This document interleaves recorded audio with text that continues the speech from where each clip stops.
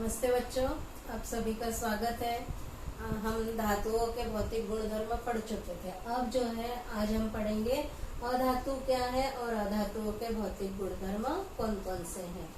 अधातु क्या? धातुओं के विपरीत गुणधर्म वाली। जैसे धातुओं में चमक पाई जाती है तो अधातुओं में चमक नहीं होती है। अधातुएं भंगुर होती है। धातुएं कठोर होती है तो अधातुएं भंगुर होती हैं। उदाहरण के लिए क्या? कार्बन है, सल्फर है, फास्फोरस है, ये कुछ अधातु के उदाहरण है। अब अधातुओं के हम भौतिक गुणधर्म देखेंगे।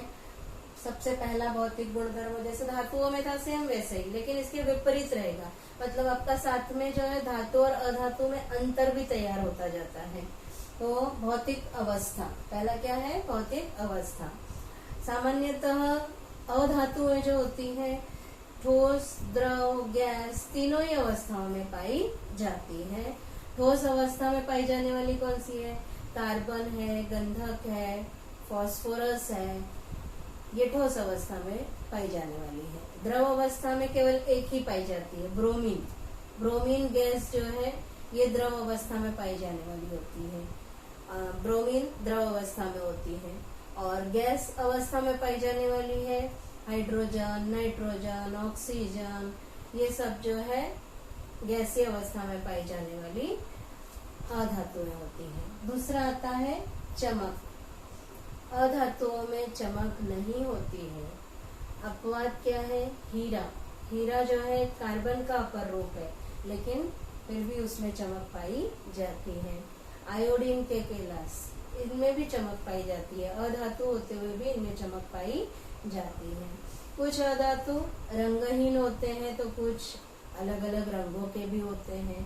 कार्बन और मतलब काले रंग का होता है। कोयला, कार्बन मतलब क्या? कोयला। कोयले का रंग कैसा होता है? काला होता है। भंगुरता, इसके बाद आता है तीसरा भंगुरता। कोयला ले लीजिए आप। कोयला देखा है आपने सबने? कोयले को जो है आप पीटिए, हथौड़ी से पीटेंगे तो हथौड़ी से पीटने पर क्या होगा? टुकड़े टुकड़े टुकड़े हो जाते हैं।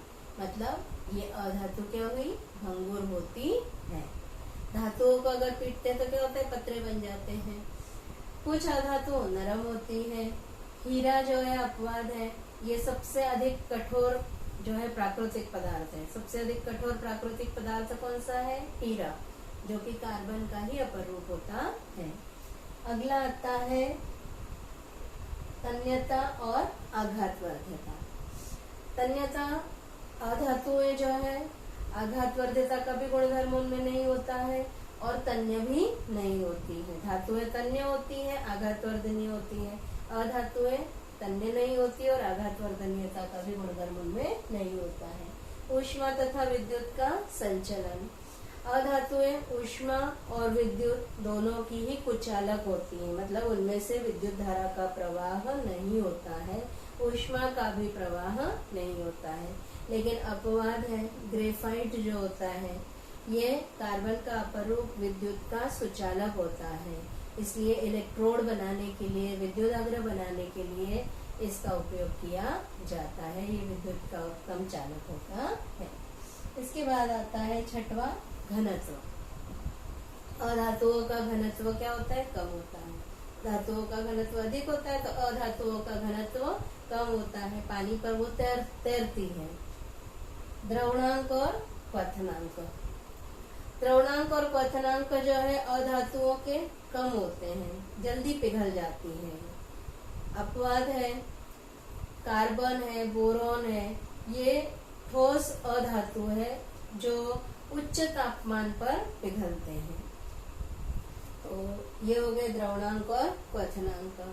अब कुछ जानकारी दी है आपके किताब में कि सोना, चांदी, एल्यूमिनियम ये उत्तम आघातवर्धनीय धातुएं हैं और जो है विद्युत की और ऊष्मा की भी सुचालक होती हैं।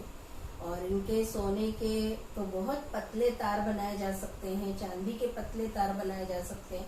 इतने पतले बनाए जा सकते हैं कि हम निरी आंखों से देख भी नहीं सकते। इतने पतले पत्रे और इतने ही पतले तार भी बनाए जा सकते हैं।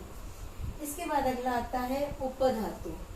उपधातु मतलब जिन तत्वों में धातु और अधातु दोनों के गुण पाए जाते हैं मतलब धातु और अधातु के बीच के गुण होते हैं, ऐसे तत्वों को उपधातु कहते हैं। उदाहरण क्या, आर्सेनिक, एंटीमनी, सिलिकॉन, जर्मेनियम, ये सब जो है उपधातुओं के उदाहरण है।